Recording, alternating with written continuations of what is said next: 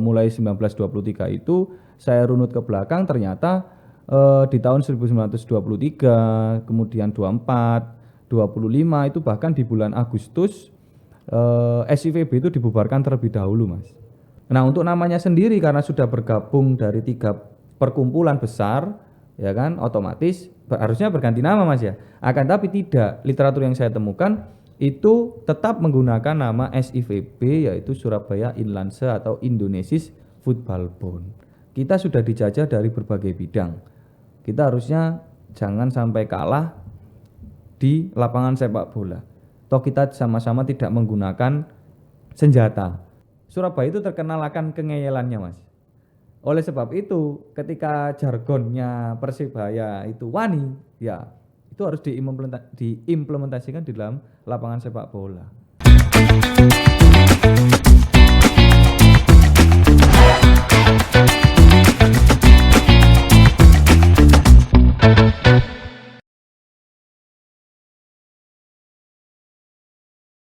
Halo Tribuners dan pembaca harian Pagi Surya, kembali lagi bersama saya Abdullah Fakih.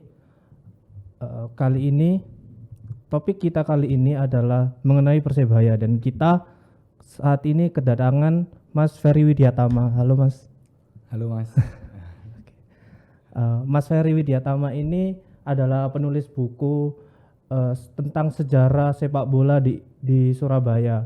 Bicara mengenai Persebaya, tentu Persebaya adalah identitas di kota Surabaya ini, dan kalau kita mencari di Wikipedia pasti tahun lahirnya Persebaya itu kan pasti ditulis 1927. Menariknya Mas Ferry ini menemukan bahwa tahun lahirnya Persebaya itu justru sebelum tahun 1927. Jadi bagaimana Mas sejarahnya Persebaya dan sepak bola di Surabaya sejauh ini? Baik, jadi dari penelitian yang telah saya lakukan di 7 bulan sebelumnya, tepatnya itu di Desember 2021 hingga Juni 2022 itu saya menemukan hal-hal baru, terutamanya terkait dengan pemberitaan ada beberapa klub dari kota Solo yang diundang oleh pengurus SIVB. Kita harus sepakati bersama bahwa Persebaya dulunya itu adalah SIVB sebagai cikal bakal yang kita kenal sekarang Persebaya Surabaya. Nah, uniknya ketika mengundang salah satu klub sepak bola yang ada dari Solo itu bermain di Surabaya pada tahun 1923, Mas. Nah, kemudian yang tidak kalah penting lagi, saya di-share sama teman saya yang memang pada saat itu sedang mencari literatur terkait dengan sepak bola ataupun olahraga wanita di Hindia Belanda, kemudian di masa pendudukan Jepang hingga revolusi itu, teman saya itu mengirimkan salah satu sumber yang cukup menarik, Mas, di mana SIVB ini sudah ada ketika 1923 dengan menyelesaikan kompetisi internalnya. Nah, di kompetisi internal itu yang menjadi juara adalah IVC. Jadi kepanjangan dari IVC itu Inlandse Football Club atau klub sepak bola pribumi, seperti itu, Mas. Jadi awalnya dari situ, kemudian saya mencari-cari lagi literatur baik itu yang berbahasa Belanda maupun berbahasa Indonesia, bahkan sampai saya itu memutuskan untuk ke Jakarta, yaitu ke Perpustakaan Nasional Republik Indonesia yang ada di Monas. Di situ saya mencari dan menggali berbagai sumber sejarah terkait dengan SIVB, dan ya sesuai dengan yang jenengan bilang bahwasanya memang literatur saya sangat berbeda dari literatur yang ada, bahwasanya Persebaya itu lahir di 18 Juni 1927. Akan tetapi dari penelitian awal saya mulai 1923 itu saya runut ke belakang, ternyata di tahun 1923, kemudian 24, 25 itu bahkan di bulan Agustus SIVB itu dibubarkan terlebih dahulu, Mas. Agustus tahun berapa itu, Mas? 1925. 25. Per Agustus dibubarkan dikarenakan memang banyak terjadi pertikaian, baik itu di dalam keanggotaan ataupun di dalam kepengurusan SIVB itu sendiri. Nah, menariknya ada salah satu tokoh yang bernama Tuan Suroto. Nah, beliau ini menjadi salah satu pegawai swasta, tepatnya itu pegawai telepon di kota Surabaya pada masa Hindia Belanda, Mas. Nah, beliau itu menginisiasi untuk membubarkan SIVB yang pertama yang sudah tercatat di tahun 1923, kemudian dibubarkan terlebih dahulu. Setelah dibubarkan, itu mengajak perkumpulan-perkumpulan sepak bola lainnya yang ada di kota Surabaya untuk menggabungkan jadi satu. Ya. Dan perlu diketahui sebelum SIVB bisa saya sebutkan di jilid yang kedua ini banyak sekali perkumpulan-perkumpulan sepak bola yang mengatasnamakan Bumi Putra di kota Surabaya, Mas. Jadi selain SIVB itu ternyata ada perkumpulan lain, yaitu SVB Sinar Kota. Jadi SVB itu singkatan dari Surabaya Football Bond, Sinar Kota. Kemudian yang kedua itu ada Pacar Keling Inlands Football Bond. Jadi kedua bond, bahkan ketiga bond dengan SIVB itu memiliki klub-klub anggotanya masing-masing, Mas.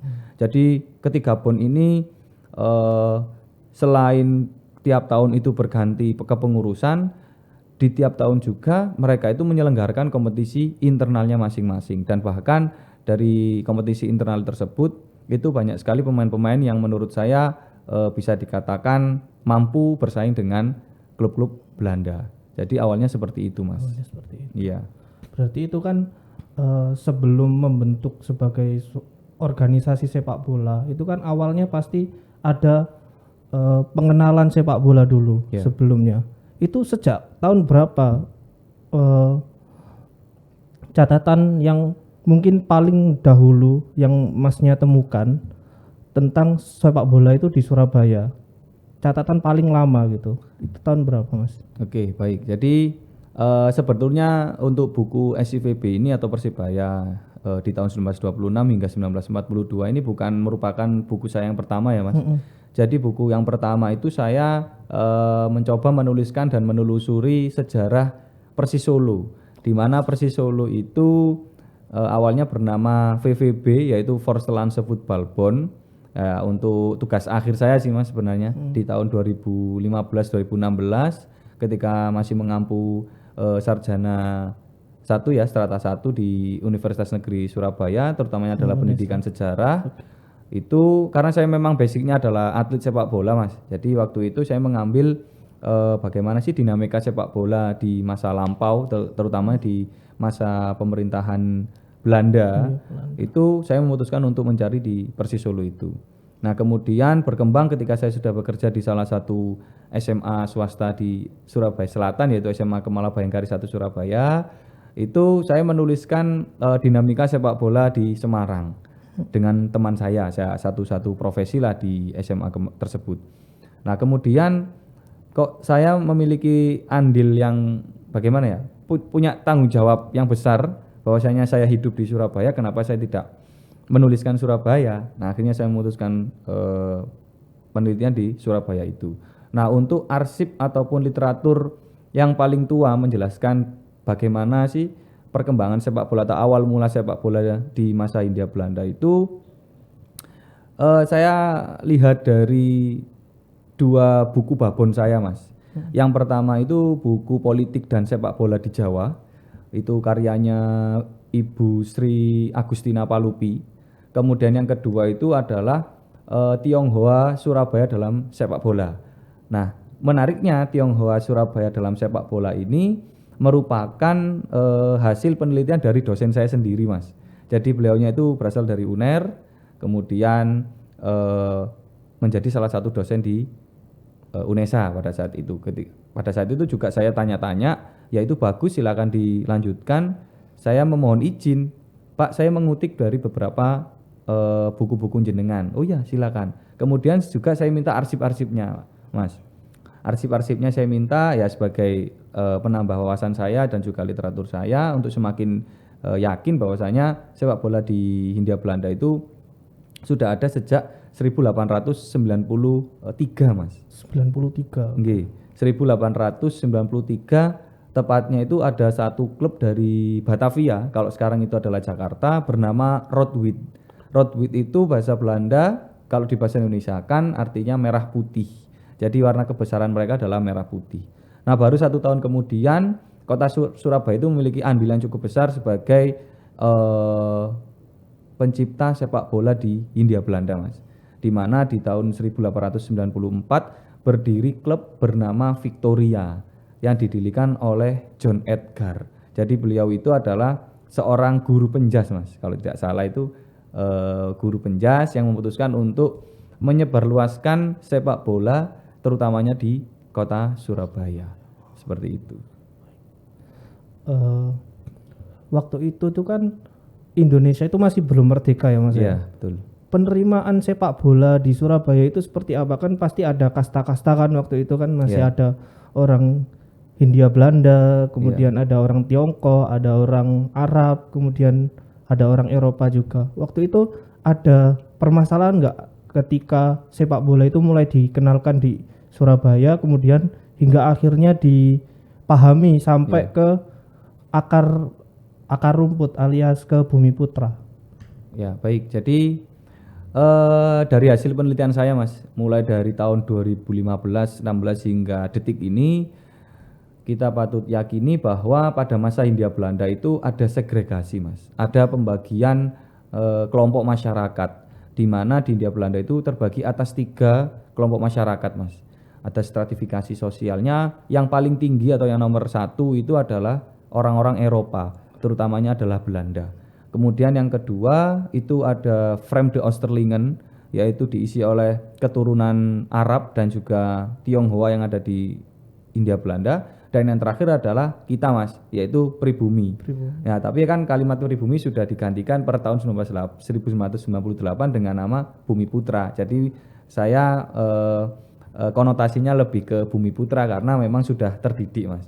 Nah, apakah klasifikasi tersebut ataupun segregasi tersebut juga dialami di dalam sepak bola? Jelas iya, Mas. Karena kenapa? Karena orang-orang Belanda itu kan tidak serta-merta itu mengenalkan sepak bola ataupun hal yang lain langsung, secara langsung. Minimal harus bayar lah, istilahnya seperti itu, Mas. Jadi semua ilmu itu tidak gratis, tidak cuma-cuma diberikan kepada masyarakat Bumi Putra pada saat itu. Nah, menariknya kebanyakan Bumi Putra di saat itu dianggap sebagai jongos, Mas ya. Atau istilahnya ART ya. Jadi ART itu paling tidak mereka hanya melihat saja, Mas. Hanya melihat saja tanpa mampu untuk memainkan permainan tersebut karena memang ada larangan, Mas. Ada larangan dari Belanda bahwasanya permainan sepak bola itu tidak diperkenankan bagi masyarakat Bumi Putra atau pribumi, menurut mereka kan seperti itu. Akan tetapi dalam beberapa tahun kemudian lambat laun karena banyaknya masyarakat Bumi Putra yang sudah mendapatkan pendidikan ala Eropa, terutamanya adalah orang-orang yang dalam tanda kutip bersekolah di Stovia ataupun Osvia, karena Osvia itu kalau tidak salah kan nanti lulusannya adalah menjadi ambtenar, di mana ambtenar itu nanti jadi pegawai negeri sipil lah kalau di zaman sekarang. Kalau Stovia itu kalau tidak salah nanti menjadi seorang dokter. Nah, beliau-beliaulah ini yang diperkenankan nantinya bermain sepak bola, Mas. Nah, di Surabaya sendiri kan ada Dokter Anawir, dulu itu kan tahun 1938 menjadi kapten sekaligus kiper Hindia Belanda ketika pertandingan Piala Dunia, mewakili Hindia Belanda di pertandingan Piala Dunia. Dan itu kan orang Bumi Putra toh, Mas. Tapi backgroundnya memang mendapatkan sekolah-sekolah ala Eropa. Jadi orang-orang Bumi Putra itu baru kesekian tahun baru bisa mendapatkan ilmu terkait dengan sepak bola, seperti itu. Jadi setelah memperkenalkan sepak bola di Surabaya itu berarti ada pembangunan organisasi-organisasi sepak bola kecil gitu ya, Mas ya? Iya, waktu itu ya. Nah, itu mulai tahun berapa, Mas? Organisasi-organisasi sepak bola yang mungkin yang pertama itu menaungi orang-orang Belanda dulu, kemudian orang yang Tionghoa, Arab, kemudian disusul ke kaum Bumi Putra. Baik, dari penelitian saya, kalau berbicara di kota Surabaya itu termasuk yang tua, Mas, untuk perkumpulan sepak bola yang pertama. Jadi kalau bahasa saya kan menggunakan BON ya. BON itu bisa diartikan perkumpulan, kemudian persatuan ataupun perserikatan. Jadi kan kumpulan-kumpulan dari beberapa klub-klub sepak bola yang ada di kota Surabaya. Ya tentunya pasti orang Belanda dulu Mas yang mendirikan BON sepak bola atau perkumpulan sepak bola, yaitu dengan nama SVB, yaitu Surabaya Football Bond. Di mana di tahun 1909 mereka itu sudah eksis. Namun dari tulisan-tulisan saya sebenarnya ada yang lebih tua Mas. Jadi SVB itu sudah dikenal ketika tahun 1902. 02. Ya 02, akan tapi dalam perjalanannya selalu mengalami yang namanya kekacauan, kemudian sama-sama sakit hati, akhirnya mendirikan klub sepak bola sendiri dan sebagainya. Akan tapi baru di tahun 1909 SVB yang terakhir ini baru didirikan, bahkan eksis hingga tahun 1950-an Mas, sebelum pengakuan kedaulatan Indonesia. Itu yang cikal bakalnya Persebaya nantinya. Kalau yang SVB saya tidak yakin kalau SVB itu sebagai cikal bakalnya Persebaya Mas. Kemudian yang cikal bakalnya itu yang mana? Nah, kalau yang cikal bakalnya Persebaya itu sendiri adalah SIVB Mas. SIVB-nya. SIVB. Kenapa saya meyakini SIVB? Karena SIVB itu singkatan dari Surabaya Indonesian Football Bond. Jadi I-nya itu Indonesia. Artinya kan mengindikasikan bahwa Indonesia itu adalah Indonesia. Adalah orang-orang pure bumi putra, tidak ada orang-orang Belanda yang sangkut pautnya orang Belanda untuk mendirikan perkumpulan sepak bola tersebut. Jadi waktu itu ada SVB, kemudian SIVB. Iya, betul. Yang Mas Ferry yakini itu SIVB. Itu Iya. mulai tahun berapa? 1923 Mas. Itu 23. yang literatur saya atau arsip saya yang saya temukan sampai detik ini yang paling tua. Jadi Seperti itu. kalau misalnya dirunut, tadi kan tesisnya adalah Persebaya ternyata bukan lahir pada tahun 1927. Iya. Berarti yang betul adalah tahun 1923 atau yang lain Mas? Nah, untuk pastinya Mas, Iya. antara 1923 ataupun 1925 bahkan 1926 sampai detik ini saya belum 100% meyakini tahun mana dulu. Akan tetapi karena saya ini adalah ya kalau saya sih bisa menyebut diri saya itu pengumpul arsip ya Mas. Bukan sejarawan kalau saya masih jauh dari kata sejarawan.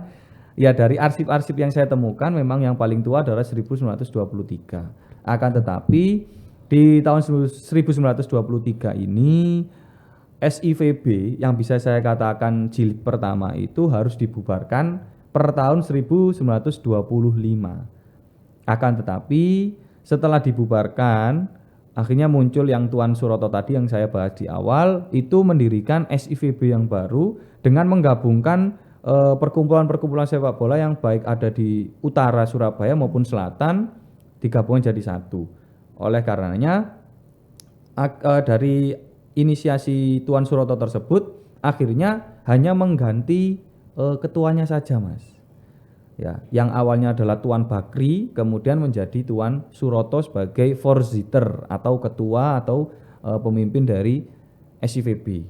Nah, untuk namanya sendiri karena sudah bergabung dari 3 perkumpulan besar, ya kan, otomatis harusnya berganti nama Mas ya. Akan tapi tidak, literatur yang saya temukan itu tetap menggunakan nama SIVB yaitu Surabaya Inlandse atau Indonesian Football Bond.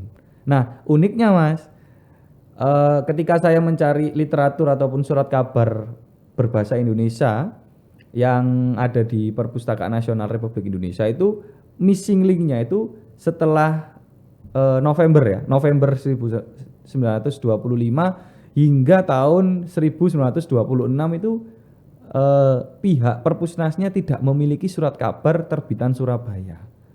Missing link-nya di situ. Akan tetapi tidak menyurutkan niat saya mencari lagi Mas.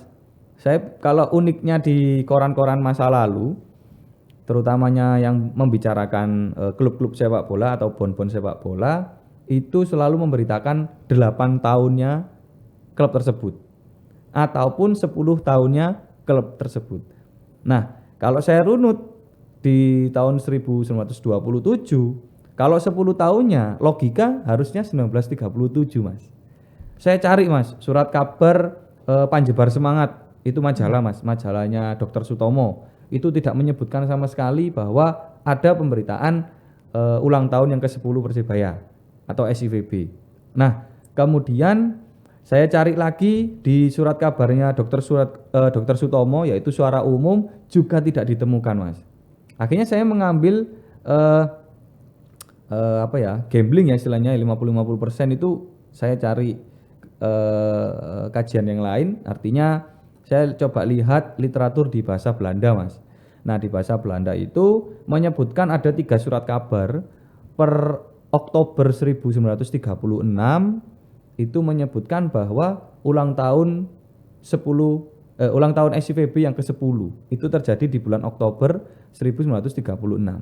Nah, karena saya sudah punya bekal di bahasa Belandanya, akhirnya saya mencari pembandingnya Mas. Di mana pembanding ini untuk menguatkan arsip yang saya temukan dari versi Belanda. Coba saya cari di Indonesia sentrisnya bagaimana. Nah, saya cari di Panjebar Semangat, tidak ditemukan. Kemudian yang kedua, saya mencari di Suara Umum Mas. Di bulan yang sama, tanggalnya berbeda, di tahun yang sama. Dan saya menemukan kesamaan antara surat kabar Belanda yang saya miliki 3 itu dengan versinya Indonesia. Di mana per bulan Oktober 1936 itu SIVB memperingati hari ulang tahunnya yang ke-10. Seperti itu Mas. Jadi saya mengindikasikan bahwa kemungkinan besar penelitian saya ini SIVB itu sudah lahir sejak 1925 per bulan Agustus. Akan tetapi mungkin karena pada saat itu bahkan di masa sekarang juga harus ada legalitas ya Mas ya, badan hukum, baru di bulan November atau Desember 1925 itu manajemen atau pengurus pada saat itu memang melaporkan kepada pemerintah Hindia Belanda untuk mencari badan hukum dan juga menegaskan badan hukumnya dan juga legalitasnya. Baru di 1 tahun kemudian, tepatnya di Oktober 1926 baru disahkan. Nah, ini masih menjadi pemikiran saya, tapi akan saya terus gali, akan saya terus cari kebenaran dari hari lahirnya SIVB itu sendiri. Seperti itu. Berdasarkan arsip itu, ya. Tahun yang sudah beredar, maksudnya sampai di situs resmi Persebaya pun itu kan 1927, tapi berdasarkan arsip itu ternyata Persebaya itu sudah ada sejak mungkin tahun 26 atau 25 ya. Betul. Kemudian setelah didirikannya Persebaya, atau kalau waktu itu bicaranya itu Persibaya gitu ya. Makanya aku lihat orang-orang tua gitu, jarang orang-orang tua itu ngomong Persebaya, enggak, Persibaya. Persibaya, gitu. Pakai I. Pakai I. Nah, itu menjaga eksistensinya setelah didirikannya Persebaya itu seperti apa, Mas? Untuk menjaga sebuah klub sepak bola tentunya adalah dengan pertandingan, Mas. Dimanapun itu wajib ada pertandingan. Kalau hanya kepengurusan saja ya saya yakin nol bodul. Bahasa Jawa ini kan seperti itu Mas. Kalau sepak bola, ada klub sepak bola ya tentunya harus bermain sepak bola. Enggak hanya di dalam kemanajemenan aja. Jadi pada saat itu sejak berdiri hingga tahun 1943-an itu secara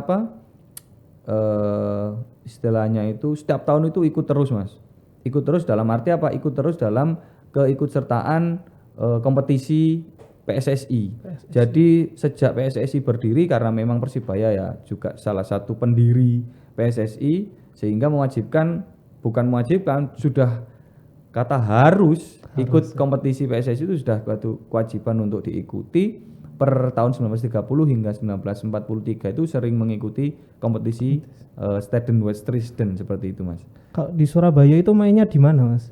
Kalau Surabaya itu pada awalnya memang banyak literatur yang menyebutkan Pasar Turi Mas ya, lapangan Pasar Turi. Nah, memang lapangan Pasar Turi sendiri itu sudah digunakan oleh Belanda, orang-orang Belanda itu sejak tahun 1902-an Mas.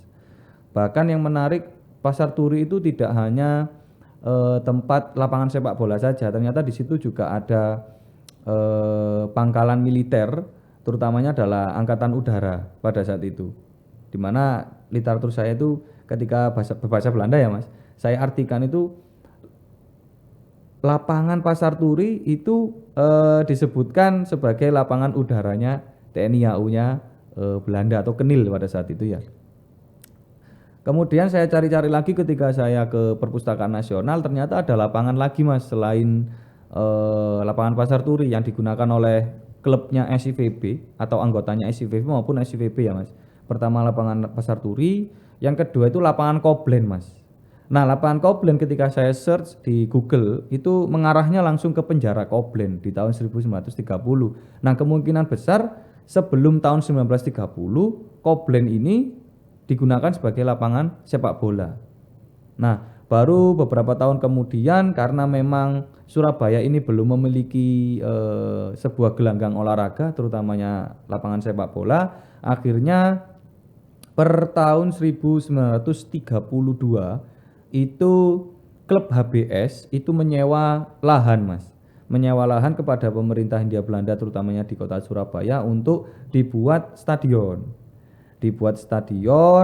Kemudian dibuatlah stadion, baru 1 tahun kemudian disahkan per tahun 1933. Jadi, kalau bisa dikatakan mungkin di komplek stadion Tambak Sari itu Mas. Jadi Tambak Sari dari dulu itu sudah ada. Nah, dari beberapa literatur, Tambak Sari itu tidak hanya satu komplek lapangan sepak bola, ternyata banyak sekali. Nah, kemungkinan besar adalah yang sekarang dijadikan stadion, kemudian yang di belakangnya yang lapangannya Persebaya itu mungkin iya Mas. Tapi kita perlu menegaskan kembali harus ada arsip yang menyebutkan itu. Nah, sampai detik ini untuk permainan olahraga yang ada di Surabaya terutamanya sepak bola itu ada 3, 4 bahkan 5 daerah Mas. Yang pertama tadi ada Pasar Turi, kemudian ada lapangan Koblen, kemudian ada stadion Tambak Sari, kemudian di daerah Sawahan itu juga ada Mas. Jadi selain digunakan sebagai lapangan pacu kuda, itu juga digunakan atletik bahkan juga sepak bola. Dan yang terakhir itu di daerah Sidotopo Mas. Itu menurut saya adalah lapangan sepak bola milik pribumi pertama, yaitu lapangannya klub sepak bola Selo. Jadi meskipun saya bilang pribumi, lapangan sepak bola Selo ini yang ada di Sidotopo merupakan miliknya orang-orang keturunan Arab, seperti itu. Sekarang jadi apa Mas? Nah, kalau sekarang jadi apanya ini yang jadi pertanyaan saya Mas. Karena saya juga kalau umur saya kan juga masih muda Mas. Iya. Ketika saya tanya dosen saya atau orang-orang yang lebih mendahului saya untuk mencari sepak bola atau dinamika sepak bola di kota Surabaya, itu ketika saya tanya kalau lapangan Pasar Turi itu gimana ya Pak? Ya mungkin jadi gedungnya Pasar Turi yang baru, kan bisa saja terjadi toh Mas. Belum tahu patokannya mana gitu ya. Sampai detik ini saya belum tahu. Iya. Kalau stadion Tambak Sari saya yakini ya Tambak Sari itu adalah cikal bakal dari didirikannya sebuah lapangan sepak bola yang nantinya berdiri sebuah stadion. Jadi dari 5 stadion yang mungkin ada di Surabaya itu Iya. salah satu-satunya bahkan ya, satu-satunya yang mungkin masih tersisa hanya Tambak Sari. Hanya Tambak Sari, karena beberapa yang lain itu sudah mungkin jadi gedung, ataupun tadi kan lapangan sepak bola Koblen sudah jadi penjara Koblen, bahkan sekarang jadi tempat parkiran Mas. Nah itu kan juga jadi pertanyaan besar, cagar budaya itu hilang dengan gampangnya gitu loh. Iya. Ya, bicara soal sepak bola itu kan pasti menjadi alat juga untuk mencari atau menjadi alat untuk memerdekakan bangsa Indonesia waktu itu ya Mas ya. Iya. Saya baca-baca banyak sekali cara untuk cara pejuang-pejuang kita untuk memerdekakan Indonesia ini. Salah satunya soal sepak bola dan saya mungkin beberapa halaman sudah membaca bukunya Mas Ferry bahwa sepak bola itu salah satu aspek yang tidak terlalu diawasi oleh Belanda gitu ya Mas ya. Iya betul. Terus waktu itu seperti apa perjuangan mungkin olahragawan atau kaum cendekiawan di Bumi Putra itu untuk memerdekakan Indonesia melalui sepak bola, Mas? Oke, baik. Jadi pertanyaan ini memang banyak sekali yang ditanyakan, Mas. Tidak hanya jenengan. Ya. Banyak sekali yang bertanya bagaimana sih prosesnya, kemudian bagaimana ketika prakteknya seperti itu. Jadi sepak bola itu memang di dalam buku saya jelaskan, bahkan di dalam buku-buku dosen saya sebagai alat perjuangan itu dibuktikan dengan apa? Yaitu ketika pertandingan sepak bola itu jangan sampai kalah dengan orang-orang Belanda, Mas. Itu ya jadi salah satu hal utama, adu gengsi lah seperti itu. Kita sudah dijajah dari berbagai bidang. Kita harusnya jangan sampai kalah di lapangan sepak bola. Toh kita sama-sama tidak menggunakan senjata. Ya kan? Nah, kemudian barulah diinisiasi oleh beberapa klub-klub untuk mendirikan PSSI, di mana PSSI ini untuk menyaingi PSSI-nya orang Belanda, Mas, yaitu Netherlands Indies Football Bond. Di mana ketika pendirian PSSI itu memang kita dianggap sebagai orang-orang yang tidak bisa berorganisasi dengan baik. Oleh karena itu, dari kalimat-kalimat tersebut yang terlontar, PSSI maupun klub-klub anggotanya termasuk Persibaya pada saat itu ya meyakinkan diri bahwasanya kita itu bisa untuk mengalahkan kalian melalui jalur sepak bola. Nah, selain dalam pertandingan sepak bola, itu asas-asas kebangsaan itu tercipta ketika adanya sebuah kongres, Mas. Salah satu contoh yang sangat penting adalah pada masa Hindia Belanda itu kan banyak sekali klub-klub atau bon-bon sepak bola yang dibentuk oleh kaum Bumi Putra itu menggunakan nama Belanda. Contoh saja Surabaya Indonesisch Football Bond, itu kan sangat kental sekali, Mas. Nah, baru di tahun 1932, 2 tahun setelah PSSI itu berdiri, setelah pertandingan Steden-Wedstrijden atau pertandingan final, itu SIVB juga masuk di pertandingan final tersebut, main di Jakarta. Pada malam harinya itu diadakan sebuah kongres, Mas. Di mana kongres tersebut salah satu poin yang diputuskan adalah penggunaan bahasa Indonesia, Mas. Nah, penggunaan nama bahasa Indonesia ini menjadi landasan untuk semakin mempertajam asas kebangsaan kita untuk menuju Indonesia yang merdeka. Akhirnya diikuti oleh beberapa bon-bon sepak bola yang ada di Jawa, terutama yang miliknya Bumi Putra, yang tergabung menjadi anggota PSSI, itu mengganti namanya, Mas. Salah satu contohnya adalah SIVB itu sendiri, di mana SIVB per bulan Mei 1938 mengganti namanya menjadi Persibaja. Kalau kita konotasikan sekarang Persibaja, tapi kalau mengikuti di masa lalu itu pembacaannya tetap Persibaya.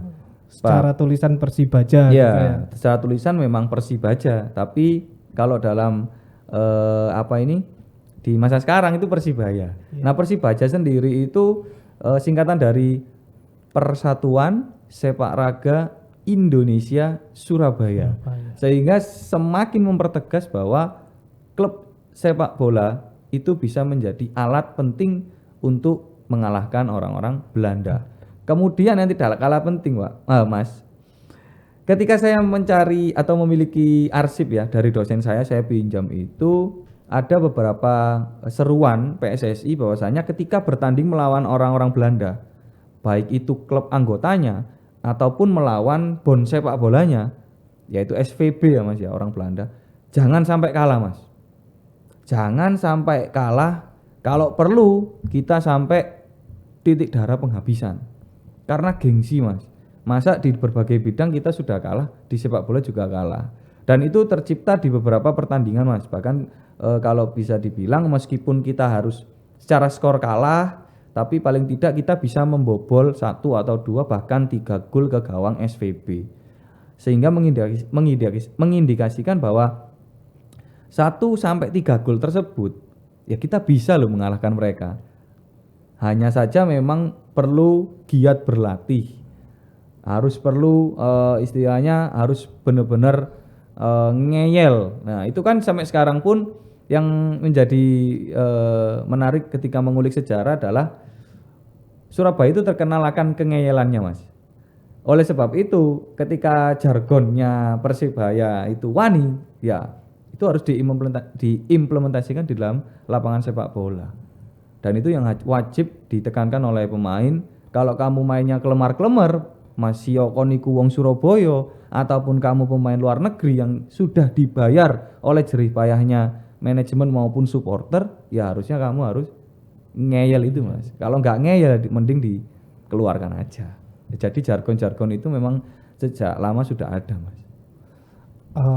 Mungkin yang terakhir ya Mas ya. Ya. Selain untuk menjadi alat untuk meraih kemerdekaan, sepak bola itu kan bisa digunakan untuk berbagai macam cara. Ya. Mungkin saat ini persepakbolaan Indonesia itu dipandang sangat negatif. Ya. Mungkin karena tragedi, terus mungkin pertikaian supporter yang tidak ada hentinya, rivalitas yang tidak sehat. Ya. Tetapi zaman dulu itu justru sepak bola itu melahirkan hal-hal yang positif. Waktu itu ada nggak Mas, sepak bola itu digunakan untuk menjadi alat membantu sesama? Ya. Gitu. Membantu sesama itu dalam artian memberi bantuan sosial, kemudian memberikan bantuan ketika ada bencana dan sebagainya gitu Mas. Ya, jadi selama saya meneliti terkait dengan sepak bola di masa Hindia Belanda, terutamanya adalah pon-pon sepak bola Bumi Putra pada saat itu, terkhusus untuk Surabaya sendiri, setiap tahun bahkan bisa dikatakan ketika ada bencana ataupun bantuan sosial itu selalu ada, Mas. Contoh saja memang ketika di tahun 1930-an banyak sekali di Indonesia, terutamanya Jawa itu kan mengalami berbagai macam bencana. Contohnya adalah letusan Gunung Merapi, di mana letusan Gunung Merapi di sini kan otomatis banyak sekali masyarakat yang terdampak ya Mas, terutamanya adalah orang Bumi Putra yang sudah sertifikasi sosialnya dia di paling bawah, otomatis pekerjaannya juga yang paling bawah.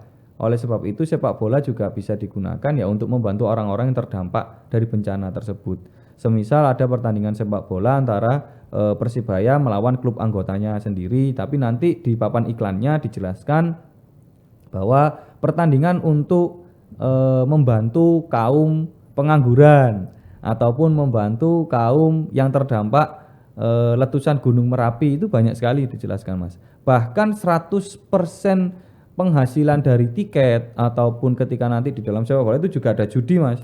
Jadi judi antara satu orang dengan orang yang lain, istilahnya mendukung satu klub ini dengan klub ini bertarung, siapa yang menang di situ yang nantinya uang-uang tersebutlah yang akan dikucurkan kepada masyarakat yang membutuhkan. Jadi kalau kita hubungkan di masa sekarang sama halnya dengan bonek ya Mas, banyak sekali ketika ada bencana apapun itu bonek itu di pinggir-pinggir jalan, kemudian di tempat-tempat lampu lalu lintas itu kan kadang-kala menyebarkan pamflet ataupun banner membantu masyarakat Jogja yang terdampak letusan Gunung Merapi. Sebenarnya apa yang dilaksanakan oleh orang-orang zaman sekarang itu ternyata ada juga di masa lalu Mas. Dan itu memang merupakan salah satu indikasi bahwa selain bermain sepak bola untuk menciptakan Indonesia yang merdeka, kita juga bisa membantu untuk menasionalisasi orang-orang masyarakat di Surabaya tentunya.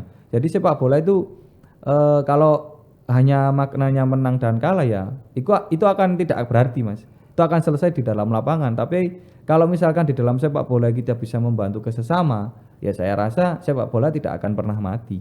Seperti itu sih Mas. Sangat menarik ya pemaparan dari Mas Ferry Widyatama yang ada di depan saya ini. Jadi mengenai Persebaya itu kan buku dari Mas Ferry ini menurut saya sangat penting ya Mas ya, karena ini kan menyangkut soal identitasnya Persebaya itu dulu seperti apa.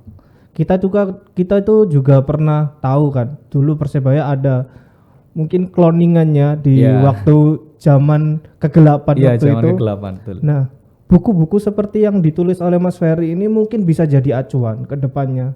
Ketika ada pihak-pihak yang mungkin ingin untuk merobohkan sebuah sejarah besar yang sudah menjadi identitas warga kota Surabaya, mereka bisa gagal ketika kita itu sudah tahu identitas kita itu seperti apa. Iya. Jadi kita itu tidak mudah diobok-obok. Iya, betul Mas. Istilahnya itu. Waktu dulu kita itu dipersatukan oleh sepak bola, terutama dengan Persebaya ketika zaman kemerdekaan, kita juga tentu nggak boleh dipecah belah ketika sudah zaman merdeka dong, gitu ya Mas ya. Betul. Ya. Jadi mungkin ada kalimat-kalimat atau kata-kata terakhir Mas sebelum kita tutup.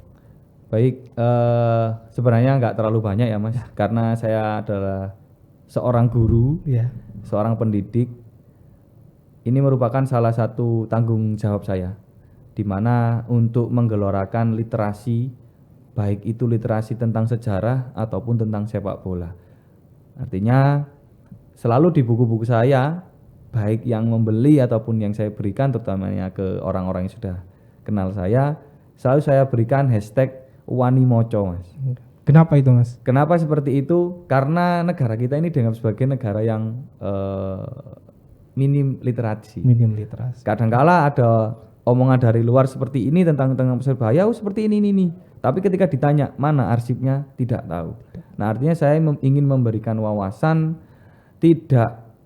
saya tidak ingin secara serta-merta mengganti Persebaya 1927, akan tetapi saya ingin mengisi puzzle-puzzle yang kosong, bahwasanya Persebaya itu sudah ada sebelum 1927. Jadi ini adalah untuk menambah wawasan kita, untuk semakin mencintai Persebaya, dinamikanya bagaimana mulai dari lahir hingga saat ini, karena itu penting Mas. Sangat penting sekali, tidak hanya saya, terutamanya adalah bagi para pecinta Persebaya. Wabil khusus adalah bonek, karena di sini saya juga bonek Mas. Ya meskipun tidak ikut ini dan itu, saya tetap bonek. Yang penting saya mendukung Persebaya melalui literasi. Dan yang tidak kalah penting Mas, saya itu berkeinginan Persebaya itu memiliki museum Mas, di mana museum itu nanti ya berisikan berkaitan dengan Persebaya Mas, entah itu shawl, entah itu tiket yang digelangkan itu Mas ya, ataupun literatur melalui buku saya. Bahkan nantinya saya itu punya keinginan, karena di dalam pengajaran saya itu saya mengajak anak-anak untuk langsung mengunjungi sebuah museum. Karena saya hidup di Surabaya, saya mengais rezeki di Surabaya, rumah saya juga di Surabaya. Oleh sebab itu sudah menjadi tanggung jawab saya. Nantinya saya ingin mengenalkan Persebaya itu kepada anak-anak saya. Seperti itu Mas. Jadi itu adalah keinginan saya. Silakan untuk teman-teman yang di luar sana untuk semakin menambah literatur terkait dengan Persebaya ataupun ingin berbincang dengan saya, monggo. Saya sangat siap kita saling berbagi ilmu, karena saya menganggap diri saya masih bodoh Mas. Saya masih ingin belajar. Seperti itu aja sih Mas. Kalau untuk bukunya gimana Mas? Pesannya Mas? Untuk bukunya silakan langsung menghubungi saya sendiri melalui Instagram ferry.widyatama ataupun di Twitter yaitu @widyatamaferry, bahkan melalui Japri WA juga bisa Mas. Di WA saya di 0815 1523 1384. Oke. Seperti itu. Nggak takut di spam ya Mas ya? Nyebar nomor. Iya. Ya, terima kasih Mas Ferry Widyatama sudah hadir dalam podcast kita. Mohon maaf kalau misalnya ada salah-salah kata atau salah dalam perbuatan gitu. Yeah. Jadi mungkin itu saja dari kami. Terima kasih.